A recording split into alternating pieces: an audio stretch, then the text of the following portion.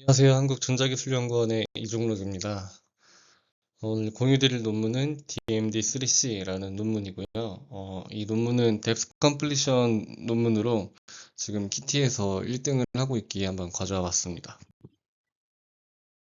네, DMD3C라는 그 논문은요, 정확히는 딥러닝 모델은 아니고 디스틸레이션 프레임워크입니다. 그래서 지식 증류를 하는 프레임워크고요. 두 단계로 이제 이루어져 있는데, 이 프레임워크를 제안한 이유는 기존의 다른 뎁스 컴플리션 모델들이 되게 많이 있습니다. 뭐, BP넷이나 임프로빙 DC처럼 있는데, 이 이미지를 보시면은 이렇게 이제 삼각형 표지판이 있는데, 다른 뎁스 컴플리션 모델들은 이 뎁스 맵을 이렇게 정확하게 삼각형으로 찍어내지를 못합니다. 네, 그래서 이러한 특징이 이제 소실되는 문제가 기존에 이제 소파 뎁스 컴플리션 도메인에서 이제 있었기 때문에 이런 문제를 이제 해결을 하고자 이제 DMD3C에서는 이제 모노큘러 파운데이션 모델에서 이제 지식 증류를 이제 하고자 합니다. 그래서 모노큘러 파운데이션 모델은 이러한 기하학적인 특징은 이제 잘 가지고 있는 이제 장점이 있죠. 대신에 이제 절대적인 뎁스 값은 추정을 잘 못하지만 그래서 이러한 이제 상대적인 이제 주변 지형과의 이제 경계면이나 이런 기하학 정보를 잘 가지고 있기 때문에 이런 디스틸레이션 프레임워크를 제안을 했다고 합니다. 네, 그러면은 이 DMD3C가 어떻게 이루어져 있는지 한번 보면은요. 크게 이제 두 단계로 이루어져 있습니다. 이제 1단계에서는 이제 데이터 생성과 프리트레이닝 단계로 이제 이루어져 있고요. 이제 2단계에서는 프리트레이닝한 이제 웨이트를 가지고 우리가 사용하고자 하는 데이터셋에 맞게 파인 튜닝하는 단계로 이루어져 있습니다. 이제 다음 페이지에서 이제 한 단계씩 차근차근 한번 알아보도록 하겠습니다. 네, 이제 먼저 first 스테이지입니다. 그래서 여기서는 앞에서 말씀드린 것처럼 데이터를 생성을 하고 이제 프리트레이닝을 진행을 하는데요. 먼저 데이터 제너레이션을 보시면은 먼저 인풋으로 이제 라벨이 없는 이미지가 들어갑니다. 그래서 이 이미지가 이제 이 논문에서는 depth anything v2라고 하는 이제 monocular depth estimation 모델을 사용을 했다고 하는데요. 이 모델에 이 이미지를 넣어서 추론을 시켜서 어떠한 덴스한 뎁스 이미지를 얻습니다. 그래서 얻은 이 이미지를 이제 어떻게 하냐면요. 이 이미지로 이제 데이터를 생성하기 위해서 버추얼 카메라 K라고 하는 이제 카메라 내부 파라미터를 샘플링을 해서 3차원 메쉬를 생성을 합니다. 그래서 이 부분을 좀 자세히 설명을 드리면요. 이제 앞에서 우리가 2D 이미지도 얻었고, 요 파운데이션 모델을 통해서 이제 뎁스도 얻었으니까, 요 이제 두 이미지를 가지고 우리가 이제 3차원 좌표들을 생성을 할 수 있습니다. 그러면 이제 아래 보시는 것처럼, 이제 프로젝션 매트릭스인데요. 요거를 역순으로 하면 이제 리프로젝션으로 우리가 이 이미지 좌표에서 뎁스를 이용해서 3차원 값을 우리가 생성을 할 수가 있는데요. 이때 이제 필요한 게 카메라 이제 내부 파라미터입니다.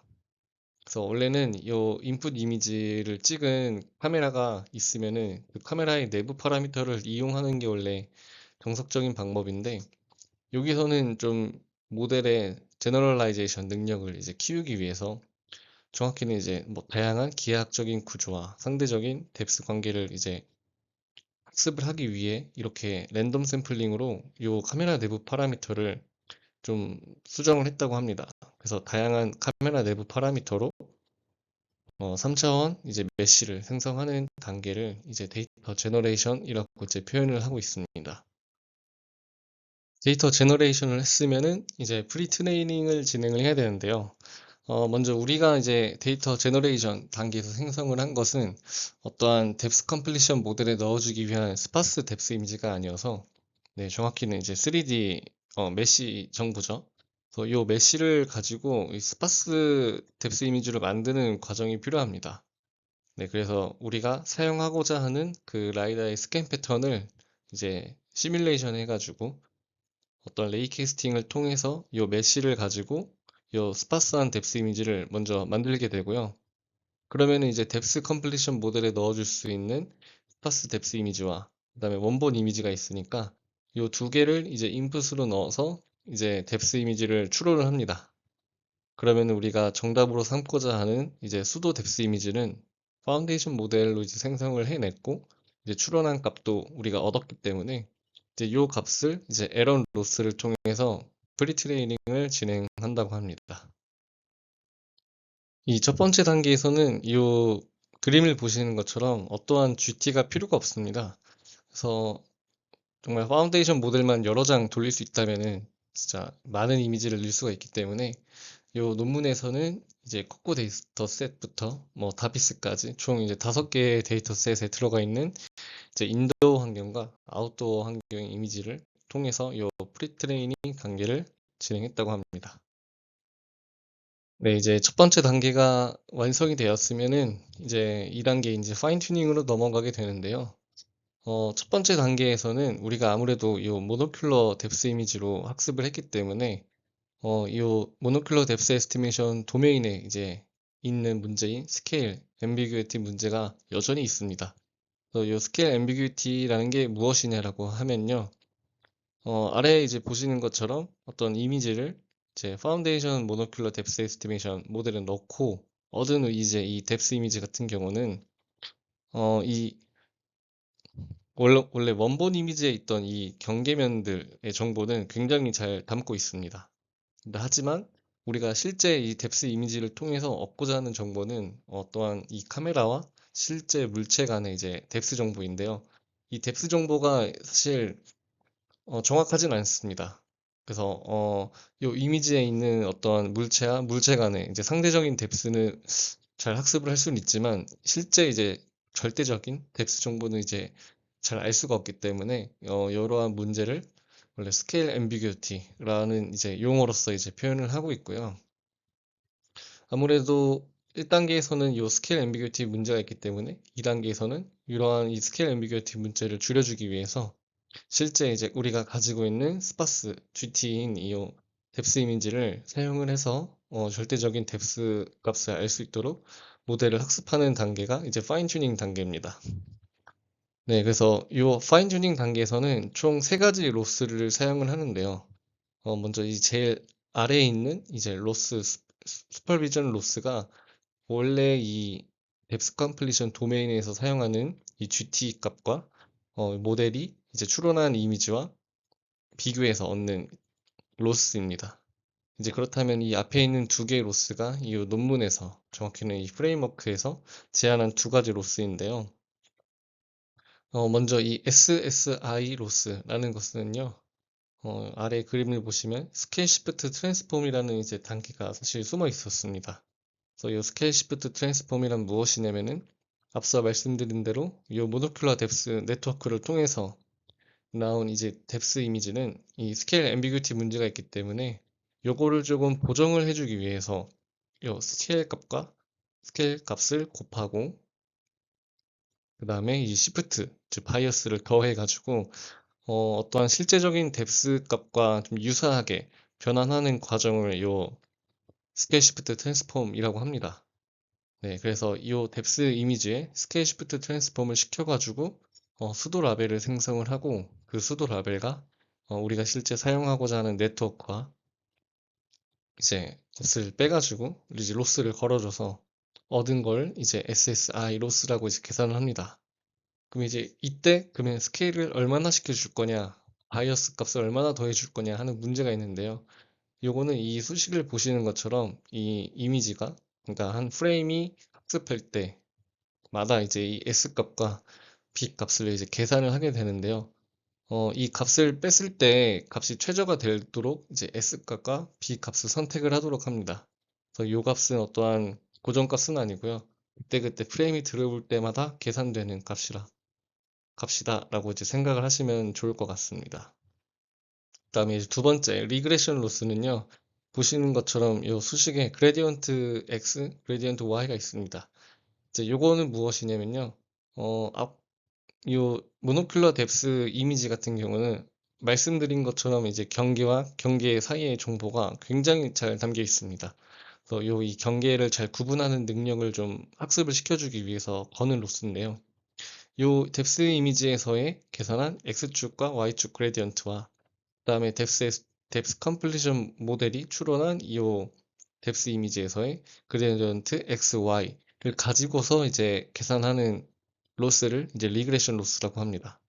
그래서 말씀드린 이 두 가지 로스가 이 프레임워크에서 제한한 2단계에 사용되는 이제 로스인 거고요. 아래 이제 사용되는 이 슈퍼비전 로스가 원래 이 뎁스 컴플리션 네트워크를 학습하기 위해 사용됐던 로스다 이렇게 생각을 하시면 될 것 같습니다. 여기서는 이제 m이라는 게 이제 곱해지는데요. 요거는 이제 다른 게 아니고 이 GT가 아무리 있다고 해도 이 GT가 정확히는 요 인풋 라이다 포인트보다는 좀 덴스하지만 요 아래에 있는 이제 모노큘러 뎁스 에스티메이션이 추론한 뎁스 이미지처럼 뎁스하진 않습니다. 그래서 보시는 것처럼 좀 빈칸 같은 데가 뻥뻥뻥 뚫려 있는데요. 이런 것들이 이제 학습할 때 반영이 되면 안 되기 때문에 이렇게 실제 점이 찍혀 있는 그러니까 GT에 있어서 좀 밸리드한 픽셀만 이제 학습을 시켜주기 위해서 있는 것이 이 마스크 M이다 이렇게 생각을 하시면 좋을 것 같습니다. 네, 이제 디스틸레이션 프레임워크 방법에 대해 다 설명을 드려서 이제 결과에 대해 말씀을 드려보겠습니다. 그래서 이 논문은 말씀드린 대로 이제 디스틸레이션 프레임워크이기 때문에 어떤 모델을 써도 사실 상관은 없지만 BP넷을 사용을 했다라고 하고 있고요. 이제 실내 데이터인 키티, 그다음에 실내 데이터인 NIU를 사용을 했다고 합니다. 네, 그래서 왼쪽 표부터 보시면은 기존에 있던 다양한 뎁스 컴플리션 네트워크들 에 비해서 굉장히 많이 지금 RMS가 떨어진 것을 이제 볼 수가 있습니다. 그래서 이 널리지 디스틸레이션이 굉장히 잘 적용이 돼서 어, 매우 유효하다라는 걸 이제 보여주는 이제 표고요. 그다음에 오른쪽은 1단계에서 사용한 이제 프리트레이닝과 그다음에 2단계에서 사용을 했던 이제 SSI 로스가 얼마나 결과에 영향을 미치는지를 보여주는 표입니다. 그래서 보시는 것처럼 1단계를 사용하지 않으면은 이제 에러 값이 RMS가 682인데 이걸 사용을 하면은 678로 한 4 정도 RMS에 영향을 주는 것으로 볼 수가 있고요. 그다음에 2단계에서도 SSI 로스를 사용을 안 하면은 이제 RMS가 684인데 사용을 하면은 6 정도 떨어진 이제 678로 나타나는 걸 이제 확인할 수가 있습니다. 그래서 1단계, 2단계 모두 굉장히 좀 유효했던 좀 기법이었던 걸로 이제 보여지고요. 다음으로는 이제 BP넷이 아니라 이제 다른 뎁스 컴플리션 네트워크들의 요 디스틸레이션 프레임워크를 적용했을 때 결과입니다. 그래서 보시는 것처럼 뭐 다른 논문들에서 제안한 모델들도 값을 한 3에서 4 정도 많이 떨어뜨리긴 하지만 BP넷에서만 유독 6 정도로 굉장히 많이 성능을 개선시키는 걸 이제 확인할 수가 있습니다. 근데 좀 아쉬운 거는 이외 다른 논문들에서 제안한 모델들은 성능이 한 3에서 4 정도밖에 개선이 안 되는데 왜 유독 BP넷에서 성능 개선이 많이 되는지에 대한 내용은 없어서 좀 이게 좀 아쉬웠던 것 같습니다. 네, 그래서 이 프레임워크가 굉장히 성능을 개선시키는 건 이제 알겠는데 이제 우리가 실제로 뎁스 컴플리션을 이제 뭐 로봇이나 자율주행에 적용할 때 어떤 이점이 있냐에 대해서 이제 크게 두 가지로 정리를 할 수 있을 것 같습니다. 그래서 보시는 것처럼 이제 왼쪽인 이제 로우 데이터 같은 경우는 이 하늘 쪽에 해당하는 라이다 포인트가 원래 없습니다. 근데 정확히는 이제 라이다가 거의 이제 PT 데이터 같은 경우는 지면을 많이 보기 때문인데요. 이런 이제 나무가 있는 쪽이나 이제 하늘은 아예 포인트가 없어서 기존의 뎁스 컴플리션 모델들 같은 경우는 이 포인트가 라이다 포인트가 없는 영역에 대해서 굉장히 그 뎁스를 추론하는 정확도가 많이 떨어지는 걸 이제 확인할 수가 있습니다. 특히 이제 이제 improving DC 같은 경우는 거의 그냥 이제 Y축으로 아래에 있는 걸 그냥 끄집어 위로 올린 그런 느낌인데요. 이제 디스틸레이션 프레임워크를 적용한 걸 보시면은 이제 DMD3C를 적용한 걸 보시면은 이 부분이 굉장히 잘 나타나는 걸 볼 수가 있습니다. 그래서 아무래도 파운데이션 뎁스 에스티메이션 모델에서 이러한 피처를 잘 학습할 수 있도록 지식이 중류가 돼서 잘 되는 걸 알 수가 있고요. 그래서 이런 부분이 사실 엄청 크리티컬하진 않지만 굉장히 이제 자율주행이나 로봇 분야에 종사하지 않는 분들에게 이제 시각화할 때는 매우 중요할 것 같습니다. 이제 그 다음으로는 이 논문에서는 이 뎁스 컴플리션을 적용한 포인트들을 이 드로이드 슬램에 적용을 했다라고 합니다. 그래서 왼쪽은 그냥 일반 카메라와 라이다 포인트만 가지고 정합을 했을 때 이제 보시는 것처럼 빨간색 부분은 잘 아예 되지도 않고 이제 녹색 부분 같은 경우도 어느 정도 좀 에러가 있는 걸 볼 수가 있는데요. 오른쪽에 이제 DMD3C를 적용한 걸 보시면은 기존에 비해서 굉장히 많이 개선된 걸 확인할 수가 있고 또 이 슬램의 이제 로컬라이제이션 정확도 뿐만 아니라 그다음에 이 시각화 목적에서 굉장히 이제 스파스했던 맵들이 덴스해진 것까지 이제 확인할 수가 있습니다. 그래서 DMD3C라는 프레임워크를 쓰면은 이제 이러한 부가적인 이점들도 얻을 수 있다로 이제 정리를 할 수 있을 것 같습니다. 네, 이것으로 이제 발표를 마치겠습니다. 감사합니다.